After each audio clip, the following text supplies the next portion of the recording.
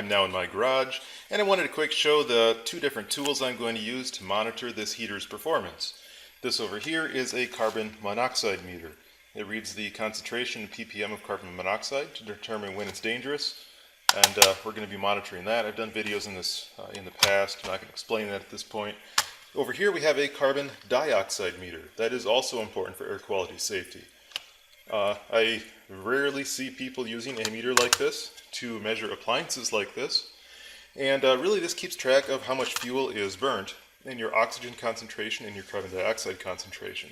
Again, I'm not going to explain this too much. Out here in where I live, it's about 400 ppm naturally. You can see here that we're at about 660 ppm. The more I talk near it, the more that it will go up because I emit carbon dioxide. But in any case, this is my garage. I had a kerosene heater running in here earlier today, so it's a little bit elevated. My garage, just to show you, is a 22 by 24 foot, I believe, garage. The garage door seals relatively well. I've done tests on air changes per hour in this particular garage before, and I get a few air changes per day, but that's about it. So it's pretty well sealed. We're going to assume that this room is pretty well a sealed container and see how these numbers work. Most interestingly, I am curious on how much carbon monoxide this thing releases, to know how safe it is.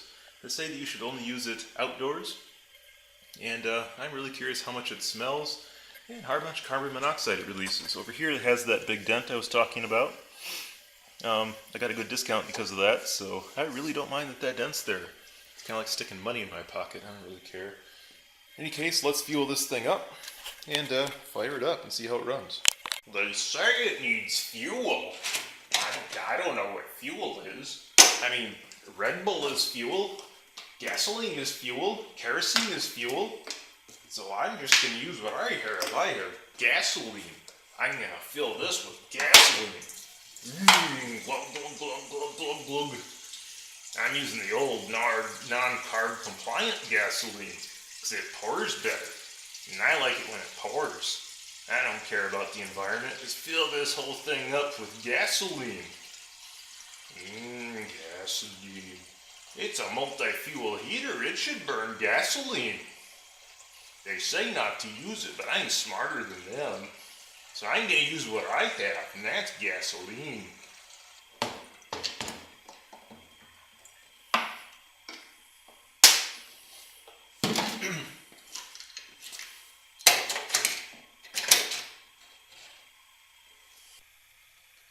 Now, normally I'm a real stickler on using the proper container for the proper fuels, but all of my kerosene containers were filled with, well, kerosene, and I wanted to use diesel fuel on this. So I just took my gas container, dumped it into a car, and then aired it out for a few days to make sure that there were no remaining fumes in it, and then filled it with an ordinary diesel fuel blend from a standard fuel pump. Because that's what I really want to burn in this thing. Now I want to know how clean it burns. So there's about 1.5 gallons of diesel in here. This time of year in my climate, it's about a 50-50 mix of number 1 and number 2 diesel, I believe. But it's in the tank here, and the fuel gauge says empty. Doesn't even register. Apparently they don't want you to run out of fuel. I'm assuming that gauge works. Let's tip the unit a little bit here. And there we go. The gauge floats up, and it floats down, so it does work. It just tells you you're about empty when you have 1 gallon, 1.5 gallons left. Not a big deal. But let's turn this thing on and see what it does on diesel fuel, which is not what they recommend.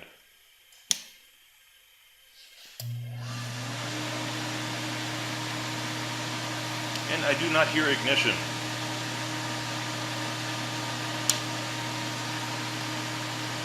I am going to power cycle this one more time because it does have a high pressure fuel pump in it, and it may take a little bit for that fuel pump to prime.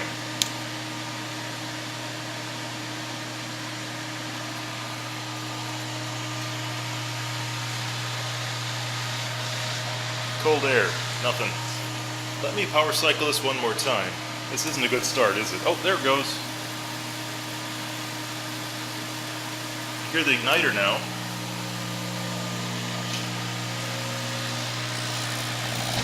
Ooh, there we go. That's warm air. Actually has fire shooting out of it. And it doesn't smell good. Well, it's running on diesel fuel. Let's give it some time to warm up and see what happens. Nice warm air though. If I was in a shop and didn't really care about a little bit of smell, this would be great. It is about minus 10 degrees Fahrenheit outside right now. So a little bit of heat in the garage doesn't really hurt me at all right now. In fact, as I stand here in ordinary household clothes, it feels pretty nice. It's just above freezing in my garage otherwise. I don't really smell diesel fuel, oddly enough. What I smell are manufacturing oils. We're going to let those burn off and then see how much actual diesel smell this thing makes. But so far it's working pretty darn well. I don't know how loud it sounds on camera. That's nice warm air, I like that. I don't know how loud it sounds on camera. Usually things on camera sound especially loud. But you can have a conversation just a few feet from this without raising your voice.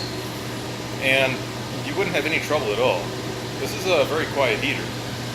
A lot of the forced air propane and kerosene heaters that you find are a lot noisier than this, so I'm pleasantly surprised with the noise level. We're going to let this run for a little while and let it stabilize and then take a closer look at how it's doing. But for right now, it seems to be working pretty well. If I stand over here out of the heat path, I feel a good amount of radiant heat coming out of it already. If I stand in the warm air path, that is a lot of nice warm air. 70,000 BTUs it should be. I had a 35,000 BTU electric heater, forced air heater before this, and that worked pretty well, but this is much nicer. Anyway, we'll let this run for a little while and then we'll get back to you. While the heater is running over here, I want to mention one thing that I forgot. It does have a heat shield that you're supposed to install. It comes in this plastic bag, and I think you install this on the bottom so that it doesn't radiantly burn the surface that it's on. If you install it on some sort of flammable surface, like a piece of plywood covered in sawdust or something, I'm using it on a concrete floor, I don't care, so I'm not going to install this. It's kind of pointless to me. But I also have an infrared thermometer. Now, I could put a piece of material in front of this to measure the outcoming air, but I realized that it is spec for 1,000 degrees. So I could measure the outgoing air with this and another piece of material, except that at 1,000 degrees, most materials burn. This does not work on an unpainted surface, and paint burns beneath that, and this only goes up to 1,000 degrees. So let's just monitor the temperature of the outlet. I hold this on here, point it at the outlet, it goes to high. Yeah, it can't register above 1,000 Fahrenheit. So the air coming out is very, very warm. I'm standing about 5 feet away right now, and it's extremely warm. So it does seem reasonable. Let's take a look now at the 2 meters that I have running in my garage. Now it's only been about 3 minutes since I fired it up. My carbon monoxide meter is still reading 0. And this does respond extremely quickly to carbon monoxide. I've tested this with gasoline engines running in my garage and other sorts of no-nos that people probably shouldn't do, but that I did to test it. And my carbon dioxide meter started around 600, and now it's already at 2,500 ppm and rising. And really, once this reaches about 20,000 ppm, this only goes up to 10,000, then it becomes dangerous.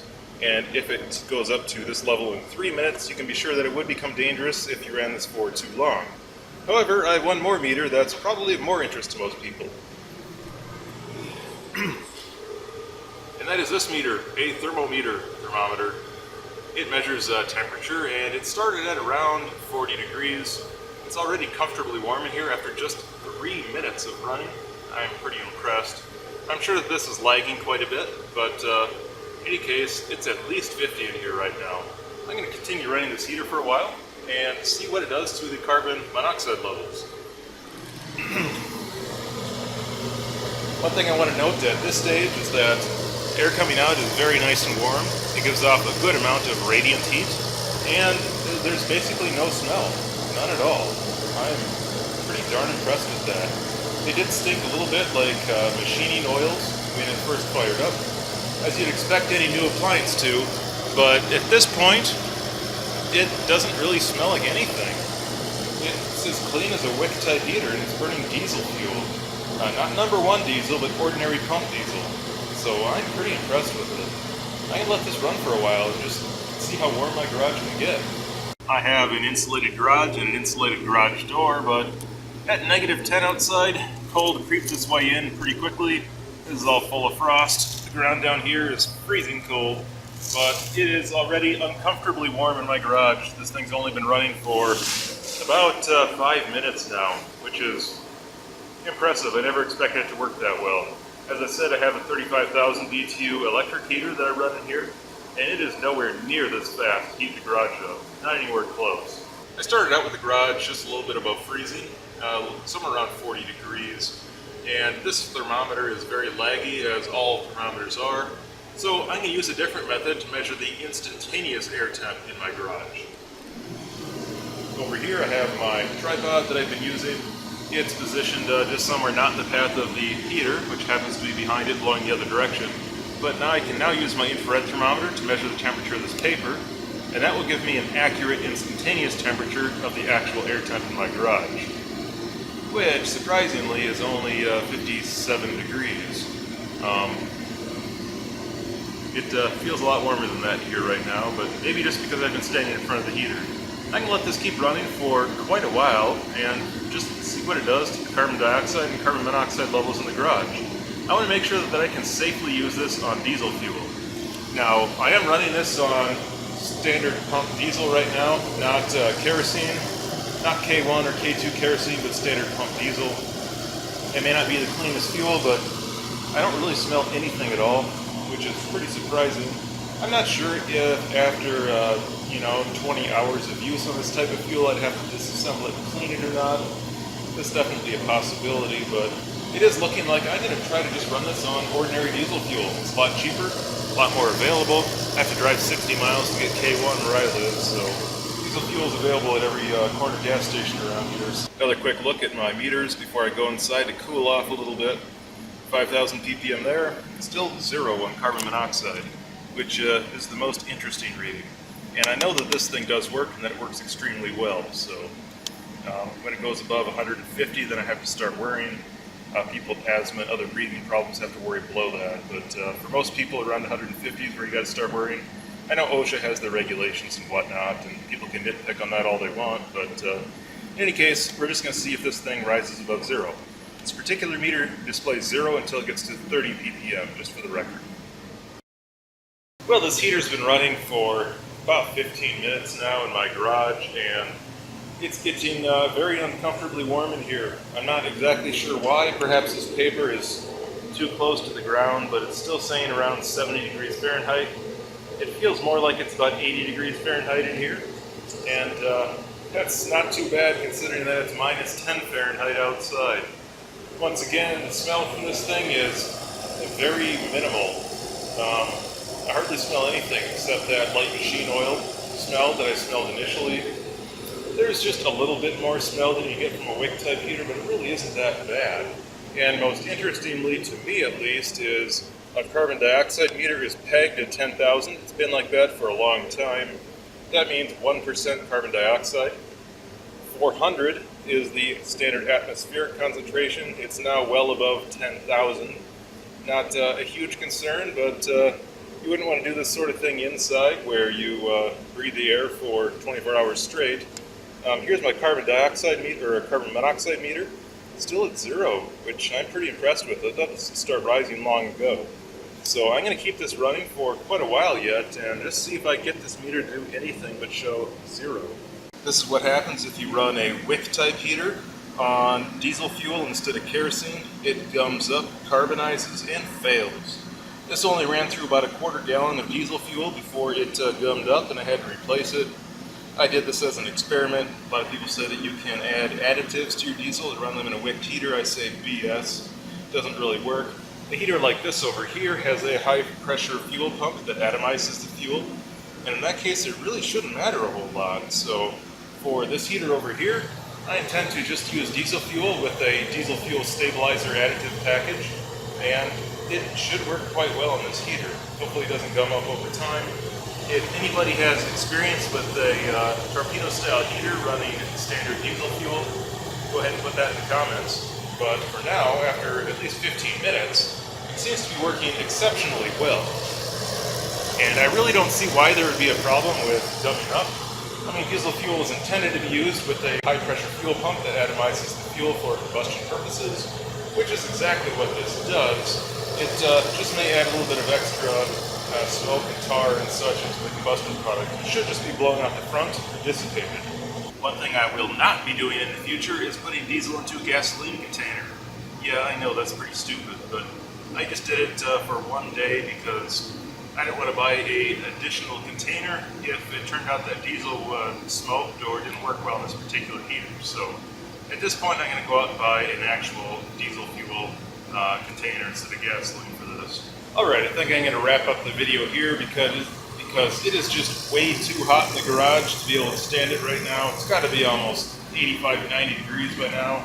I'm in here sweating and have to go inside just to cool off. And this is the Sunstream 70,000 BTU heater. It is advertised as a mix of convection and radiant heat. There is a little bit of radiant heat, but in reality it is primarily a standard convection heater, but it does have a wider diameter and a shorter length. It's nice and compact. It burns very cleanly, as I've proven with those meters, which still stand at 0 for carbon monoxide, even in this small environment. That warmed up from 40 Fahrenheit to probably 85 Fahrenheit by now. So it burns extremely cleanly, hardly any smell at all, even running on standard diesel fuel. And it's actually quite quiet. I'm not sure if you think it's noisy on video. I haven't edited this yet and find out, but it's actually pretty quiet. So this is the Protemp Sunstream. I'm going to shut it off now and see what the cool down cycle looks like.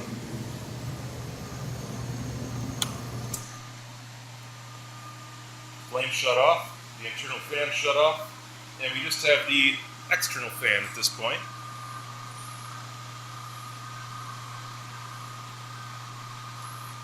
They claim it takes about 7 minutes for the cool down cycle. The air coming out right now is every bit as warm as it was, but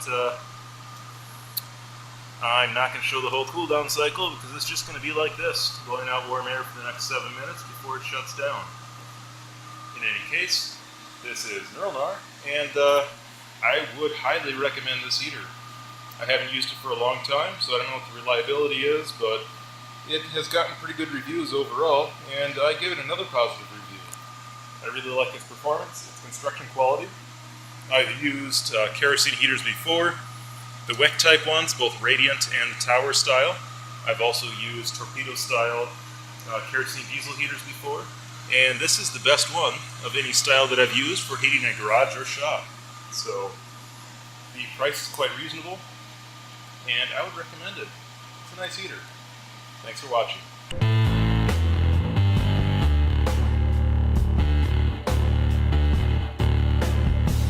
I'm now in my garage, and I wanted to quick show the two different tools I'm going to use to monitor this heater's performance. This over here is a carbon monoxide meter. It reads the concentration in ppm of carbon monoxide to determine when it's dangerous, and we're going to be monitoring that. I've done videos in this in the past, and I can explain that at this point.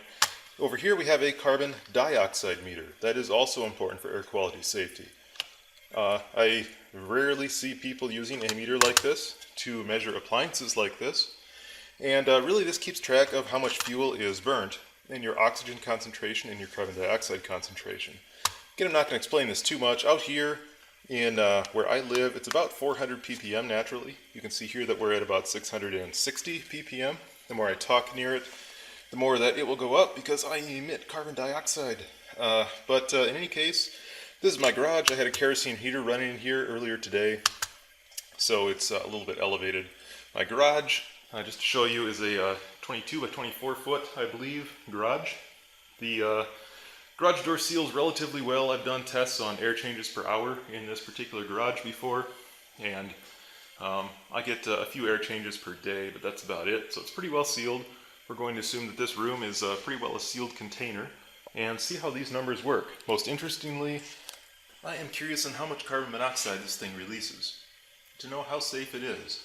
They say that you should only use it outdoors, and I'm really curious how much it smells and how much carbon monoxide it releases. Over here it has that big dent I was talking about. I got a good discount because of that, so I really don't mind that.